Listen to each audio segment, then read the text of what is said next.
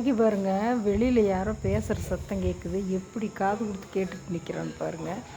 அங்கே ஆப்போசிட் வீட்டில் ஃபோன் பேசிகிட்டு இருக்கிறாங்க. அதுக்கு அப்படி கேட்குறா பாருங்கள் காது கொடுத்து. தொட்டி போட்ட விளையாடுறதுக்கு பீஸ் பீஸாக கடிச்சு துப்பிட்டு நிற்கிறது பாருங்க. அந்த குச்சி வச்சு நான் அவனை மிரட்டிகிட்டு இருந்தேன். இப்போ என்ன பண்ணியிருக்கிறான், அந்த குச்சி எடுத்து அவள் வாயில் கடிச்சிட்டு வச்சிட்ருக்கிறான்.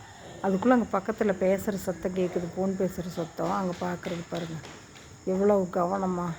நைட்டெல்லாம் ஒரு துளி கூட தூங்குறது இல்லை, கேட்டை பார்த்தே படுத்துட்ருக்கிறதுங்க. சரியான நன்றி உள்ளவ அழகி பாருங்கள். அந்த குச்சியில் தான் நான் மிரட்டுறேன் அதனால் அந்த குச்சியை கடித்து துப்புவார். கொஞ்சம் நேரத்தில் பாருங்கள் அதை பீஸ் பீஸ் ஆக்கிடுவா. அந்த குச்சியை கடக்குன்னு கடிச்சு கல்லவே கடித்து துப்புறது. அழகி இந்தாடியே திரும்பி கூட பார்க்க மாட்டா பாருங்கள். அதை கடித்து துப்பிட்டு தான் வேறு வேலை பார்ப்பான். பாருங்கள் எவ்வளோ சின்சியராக கடிச்சிட்ருக்குறேன்னு. பட்டை எடுத்துகிட்ருக்குற பாருங்கள்.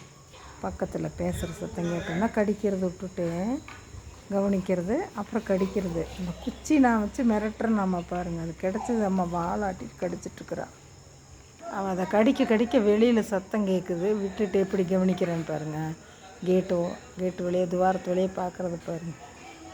சரியான அறிவு.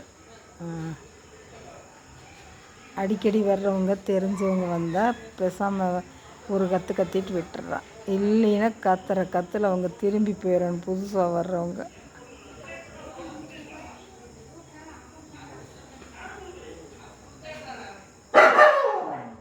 புதுசாக யாரோ போகிறத உழைக்கிறது பாருங்க.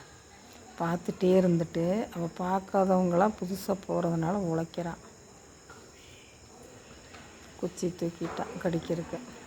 கடிச்சிட்டே அங்கே பார்த்துட்ருப்பா. திடீர்னு உழைப்பா பாருங்கள்.